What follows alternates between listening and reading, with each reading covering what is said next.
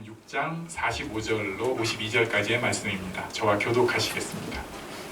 예수께서 즉시 제자들을 재촉하사 자기가 무리를 보내는 동안에 배 타고 앞서 건너편 벳세다로 가게 하시고 무리를 작별하신 후에 걸어가러 산으로 가시니라.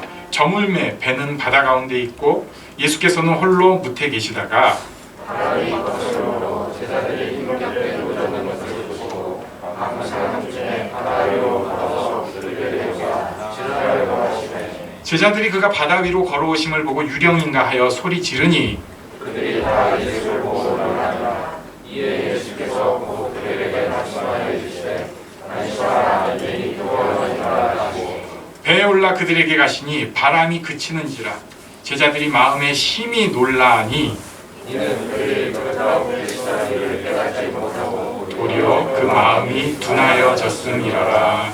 아멘. 예수님께서 사람들을 다 해산시켜 버리셨습니다. 지난주에 우리가 오병이어 기적을 봤거든요. 오병이어의 기적을 누렸으면 저 같아도 집에 가기도 싫을 것 같고 왠지 거기 남아가지고 배도 불렀잖아요. 밤에 깜깜한 거야 뭐 좀 추운 거야 뭐 그렇게 버틸 텐데 예수님은 다 해산시켜 버리셨어요. 그리고 무리를 보내시면서 제자들은 아예 배 태워가지고 건너편으로 미리 건너가게 하셨습니다. 뭐 이에 대해서 여러 가지 해석들도 있지만 그런 건 그냥 우리 넘어가고 아무튼 예수님께서 이렇게 해산을 즐겨 하신 분이에요. 그리고 하신 일이 46절입니다. 우리 다 같이 읽겠습니다. 시작. 무리를 작별하신 후에 기도하러 산으로 가시니라. 아멘.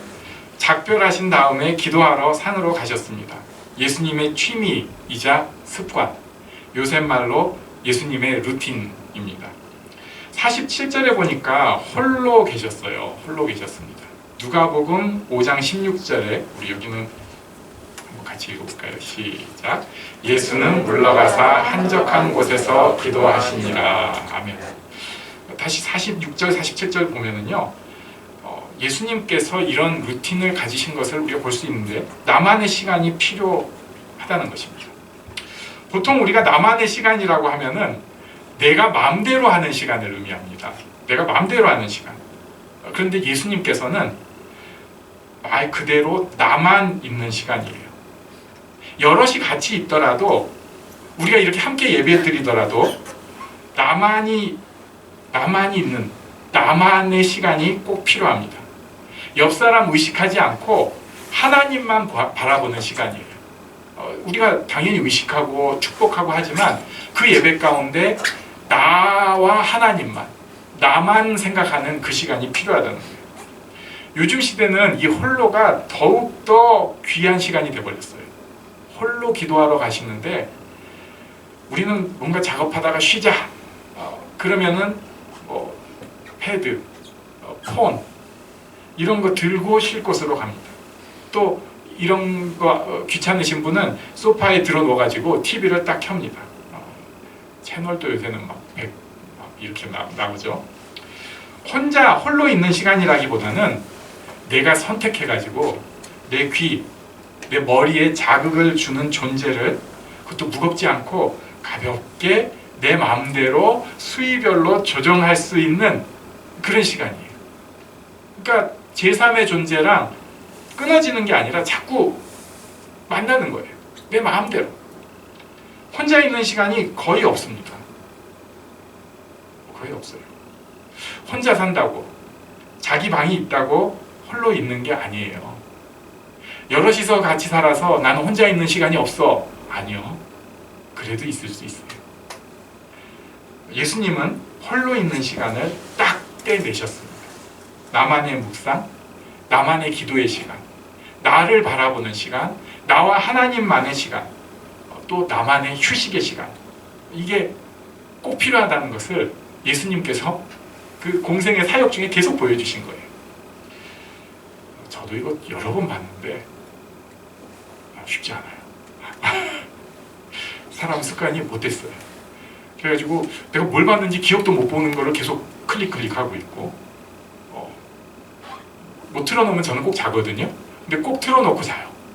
그러면은 다들 그래요. 아빠가 또 잘 시간이 됐으니까 저걸 틀어놨구나. 아니 그거 꺼놓고 좀 자기 생각이라도 좀 머리 정리하다가 잠들면 안 되나요? 참 예수님의 이 일상의 루틴을 우리가 도전받으면 좋겠어요. 바쁘다, 복잡하다, 혼자 있는 시간은 꼭 만들어내야 합니다. 그런데 제자들에게 문제가 생겼습니다. 48절에 보니까 바람이 거스르고 있어요. 역풍이라는 거죠. 제자들이 힘겹게 노젓는 것을 예수님께서 보셨습니다.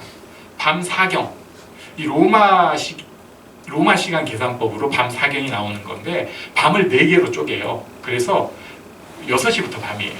6시부터 9시까지 1경, 9시부터 12시까지 2경, 12시부터 새벽 3시까지 3경, 새벽 3시부터 새벽 6시까지가 4경이에요. 그러니까 밤 4경이라는 거는 완전히 밤이 거의 끝나가는 진짜 깊은 밤입니다. 이때 예수님께서 노젓는 것을 보셨다고 그래요. 그러면 이제 우리가 좀 우리말로 보니까 좀 오해를 할 수가 있죠. 그때 비로소 보셨나 보다. 그런데 여기서 보신 것은 쭉 보신 것을 의미합니다. 헬라어가 시제가 이게 아주 딱 그런 언어예요. 우리말하고 그런 특성이 있어요. 그래가지고 예수님께서 쭉 보신 것, 제자들이 힘겹게 노젓는 것을 쭉 보고 계셨어요. 그리고 가만히 계신 것 같았는데 결국은 가만히 계시지 않고 때가 차니까 적절한 타이밍에 바다 위로 걸어서 그들에게 오셨습니다. 근데 또 오늘 본문에 보니까 지나가려고 하셨다는 표현이 나와요. 그래가지고 이런 거 보면 또 오해를 할 수가 있는데 이것은 우리가 구약을 많이 읽은 사람은 알 수 있어요. 구약 문학의 표현입니다. 하나님께서 나타나실 때 하나님이 지나가신다고 표현을 해요. 하나님께서 나타나셨을 때. 뭐 여러 가지가 있는데 대표적으로 엘리야가 하나님의 세미한 음성을 듣잖아요. 막 우르르 쾅쾅 난리 날 그때도 하나님이 지나가신다고 표현을 해요.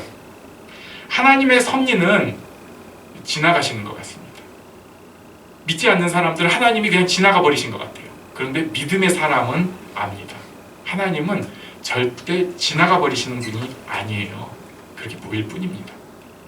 우리 49절과 50절은 같이 읽어보겠습니다. 49절, 50절 시작. 그가 바다 위로 걸어오심을 보고 유령인가 하여 소리 지르니 그들이 다 예수를 보고 놀랍니다. 이에 예수께서 곧 그들에게 말씀하여 이르시되 안심하라 매니 두려워하지 말라 하시고. 제자들이 예수님 보고 겁이 나서 소리를 지릅니다. 이 저자 마가가 짓궂게도 설명까지 붙여 주었어요. 예수님 보고 놀라다니. 리더이면서 주인이시고 하나님이신 예수님인데 못 알아보니까 무서웠습니다. 힘든 세상에서 못 알아보면은 무섭습니다. 예수님은 놀란 그들에게 곧 나다 이렇게 말씀을 하셨습니다. 나다. 그리고 나서 두려워하지 말라고 하셨습니다. 겁이 나고 죽을 것 같은 이들에게 주시는 말씀이에요. 두려워하지 말라. 근데 가만 생각해 보면 되게 웃겨요. 두려워하지 말라. 두려운 사람에게. 그럼 이런 거 있잖아요. 좀 뻔한 얘기 같잖아요. 아픈 사람에게는 아프지 말라. 그 다음에 막 피곤한 사람에게 피곤하지 말라. 힘든 사람에게 힘들지 말라. 너무 뻔한 얘기 같은데 그런데 예수님께서 말씀하시면 다릅니다. 예수님께서 말씀하시면 달라요. 그 말씀이 내 삶에 그대로 이루어지는 것이에요. 그 음성을 들으니까 두렵지 않는 것입니다. 사람이 얘기하면 잔소리에다가 뻔한 얘기에다가 식상한 얘기가 될 수 있는데 예수님의 얘기는 다릅니다. 능력이 있습니다. 삶 가운데 그 말씀이 들어오는 것입니다. 우리 그래서 옆에 계신 분에게 예수님의 마음으로 두려워하지 말라 이렇게 한번 해주시네요. 두려워하지 말라. 네. 두려워하지 말라. 그리고는 배에 오르셨습니다. 이제는 내가 노졌고 고생하던 그 길에 주인 되신 예수님이 올라오셨습니다. 그러니까 풍랑이 사라졌습니다. 풍랑이 사라졌어요. 여기 또 웃기네요. 제자들이 소리는 지르지 않았지만 또 놀랐습니다. 아까는 유령인 줄 알고 놀랐는데 이제는 풍랑이 잠잠해지니까 또 놀란 거예요. 갑자기 바람까지 확 잠잠해져 버렸어요. 막 우부랑탕탕 속으로 놀라버렸습니다. 이것에 대해서 또 설명을 합니다. 우리 52절을 다 같이 읽겠습니다. 시작. 그들이 그떡 떼시던 일을 깨닫지 못하고 도리어 그 마음이 둔하여 졌음이러라. 이게 우리 얘기입니다. 마음이 둔해져 버렸어요. 예수님의 기적, 그 사랑을 경험해 놓고는 소리 지르고 두려워할 줄만 알아요. 예수님을 몰라봅니다. 내가 어떤 분을 주인으로 모시고 있는지, 어떤 분이 지금 나를 계속 보고 계시고 지켜주시는지를 몰라요. 알면서도 무시해요. 어떨 때는 지가 삐져가지고는 못 믿겠다고 박박 대들어요. 사실은 아니까. 마가는 자기를 비롯해서 동료 사역자들, 그 중에는 지금 순교하신 분도 이미 있습니다. 그분들을 무시하고 놀리려는 게 아니라 그분들의 솔직한 반응을 그대로 지금 적고 있습니다. 그냥 자기들도 이런 모습을 적고 있어요. 이분들 예수님을 분명히 따른 사람, 예수님 인생 던진 사람이에요. 그런데 머리로도 알고 감정으로도 아는데 삶으로는 놀랍고 두렵고 소리 지르고 있는 거예요. 심지어는 방금 전에, 해지기 전에 삶으로 오병이어의 기적을 맛봤어요. 누렸어요. 그랬는데 밤, 폭풍, 여기서 힘들게 싸우다 보니까 또 놀랍고 두렵고 소리 지릅니다. 왜? 마음이 둔해져가지고 그렇습니다. 하나님께서 우리에게 주신 삶의 터전에서 열심히 살아가는 것은 너무나 중요하고 좋은 일입니다. 존경할 만한 일이에요. 저도 처음부터 신학을 하다 보니까 인생에 대해서 설교를 많이 접했어요. 그러니까 맨날 이긴 얘기, 별거 아니라는 듯이 막 그런 얘기를 들었는데 막상 접해보니까 진짜 힘들더라고요. 아이 키우는 게 이게 보통 일이 아니에요. 집에서 애 낳아, 이게 정말 무식한 얘기예요. 정말 이건 보통 일이 아니에요. 게다가 애기가 크면은 그 다음에는 일이 하나도 없겠네요. 하나도 없게. 직장에서 살아남는 거 이게 보통 일이 아니에요. 꼭 월급을 잘 받아내고 이게 아니라 그 동료들과의 관계, 또 그 모든 환경 속에서 직장에서 자기가 살아남는다는 게 이게 보통 일이 아니에요.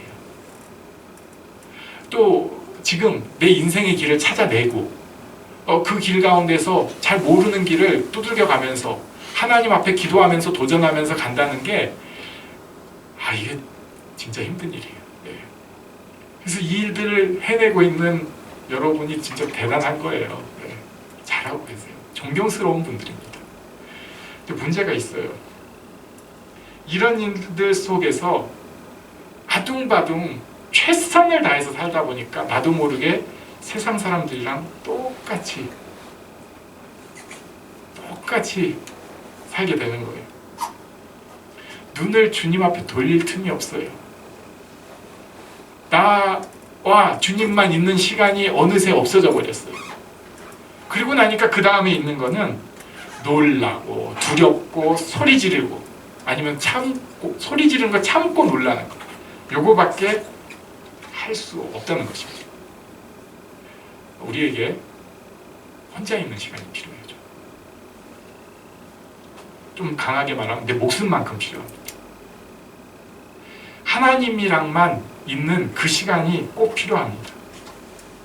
여럿이 있어도 그 속에서 내 마음을 홀로 두는 그게 꼭 필요합니다. 옆에 계신 예수님의 음성을, 리드를 듣는 그 시간이 꼭 필요하다는 거예요. 우리에게 이런 기회와 축복을 주셨습니다. 또 믿음으로 보면 지금도 나를 주시하고 계시는 것을 우리가 알 수 있어요. 이 축복을 꼭 누리는 우리가 되면 좋겠습니다. 그리고 홀로 있는 시간을 통해서 이제는 두려워하기만 하는 인생이 아니라 조금 더 누리고 힘든 세상이지만 잠잠케 하시는 기적도 경험하고 또 혹 잠잠케 아직 안 하셨더라도 주님이 나를 보고 계셔 하는 믿음으로 또 걸어가는 그런 삶도 경험하는 우리 모두 되기를 예수님의 이름으로